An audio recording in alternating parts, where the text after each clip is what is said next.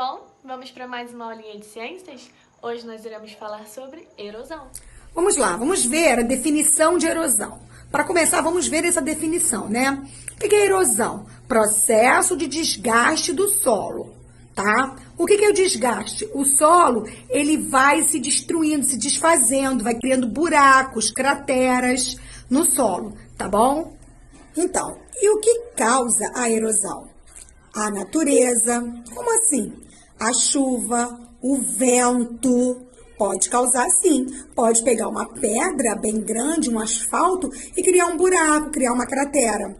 A ação do ser humano pode aumentar a erosão? Sim, com o desmatamento, por exemplo. Quando o homem retira toda a vegetação natural do lugar, vai aumentar o desmatamento, pois o solo vai ficar sem proteção. E aí, conseguiram entender um pouquinho? Agora, a Ti vai colocar para vocês uma experiência também sobre... Observe esta experiência. A areia representa o solo. O canudo vai representar o vento. Olha como a ação do vento interfere no solo e causa erosão.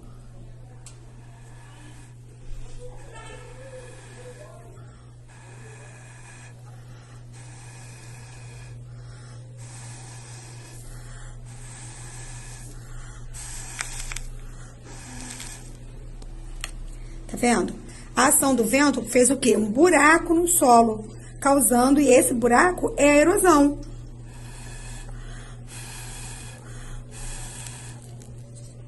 Bom, agora que vocês já entenderam um pouquinho mais, nós vamos abrir o nosso livro de ciências lá na página 62. Vamos lá? Vou dar um tempinho para vocês abrirem. Vamos lá? Página 62. O desgaste do solo pela ação de fatores do ambiente, como a chuva e o vento, é bastante comum na natureza. Esse processo é conhecido como erosão. Na erosão, parte do solo pode se soltar e ser arrastada. Apesar de acontecer naturalmente, a erosão do solo pode ser acelerada e intensificada como consequência de atividades humanas. A retirada da vegetação para a prática da agricultura ou para a criação de pastos é um exemplo de atividade humana que aumenta o processo de erosão. Formam-se assim rachaduras e buracos, como mostrados na imagem acima. Ou seja, olhem aqui essa imagem. Na legenda nós temos solo sujeito à erosão na área desmatada de Cavalcante, ou seja, essa área aqui foi toda desmatada e como retiraram todas as árvores, começou o processo de erosão. O desgaste desse solo, estão vendo que formou um buraco bem grande? Com o desmatamento, as camadas superficiais do solo ficam desprotegidas. Isso ocorre porque ao mesmo tempo que as raízes das plantas se fixam à terra, elas sustentam parte da camada na qual estão presentes. Além disso, a cobertura de folhas caídas e a copa das árvores funcionam como uma capa que protege o solo contra a ação do vento e da chuva, diminuindo e impedindo a erosão. Ou seja, aqui nós temos as folhas caídas, a raiz das árvores, a copa das árvores, elas funcionam para proteger todo o nosso solo contra a erosão. Se houver o desmatamento, o solo fica sujeito à erosão. Por quê? Porque não tem proteção. Podem marcar o primeiro, segundo, terceiro e o quarto parágrafo. Combinado? Vamos marcar, pois ele é muito importante. Vamos marcar. Número 1. A planta da foto ao lado foi retirada de um vaso junto com a porção do solo em que estava plantada. Como você explicaria o fato de a porção do solo ter mantido a forma do vaso? A tia até trouxe um exemplo para vocês. Olha, a plantinha, quando levanta a plantinha, aqui, ela tá no formato do vaso, tá vendo? Gente, isso acontece porque as raízes da planta, elas sustentam, elas seguram o solo, e por isso ele não cai e fica no formatinho do vaso, tá bom? Vamos lá? Página 63. Erosão afetando os rios e os lagos. Nas margens de rios, riachos e lagoas em geral, existe uma faixa de vegetação formada por árvores e outras plantas. Ela é conhecida como mata ciliar. Olhem aqui esse exemplo aqui. Mata ciliar às margens do rio Irani, em Chapecó. Ou seja, aqui nós temos o nosso rio e a mata ciliar vem bem encostadinha às margens, estão vendo?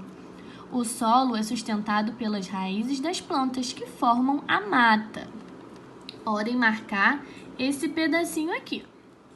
Nesses locais, as raízes das plantas ajudam a evitar que o solo das margens seja carregado e depositado no fundo do rio. Se a mata ciliar é retirada, o processo de erosão leva a terra para o rio, onde ela se deposita no seu fundo. Quando isso acontece, a profundidade do rio diminui, comprometendo o seu curso natural e prejudicando os seres vivos que ali habitam. Esse processo é conhecido como assoreamento, ou seja, a mata ciliar ela está aqui encostadinha nas margens, para evitar que toda essa terra aqui se deposite no fundo do nosso rio.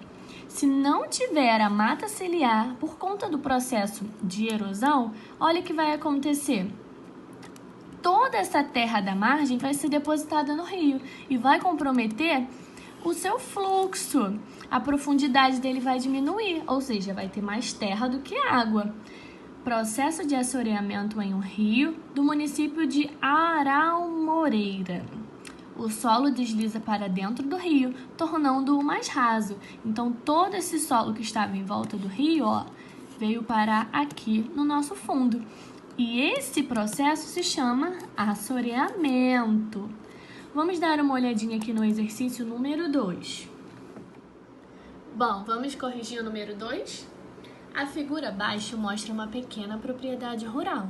O dono dela está preocupado com a erosão dos morros e com as mudanças no nível de água do rio. Analise a imagem e responda as questões no caderno. Vamos lá.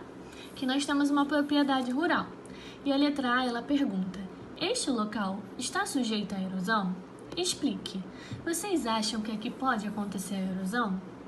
Sim, muito bem. Por quê? Porque o terreno tem áreas íngremes e desmatadas e não a mata ciliar. Ou seja, aqui tem todas essas áreas íngremes e também foram desmatadas em alguns pedaços.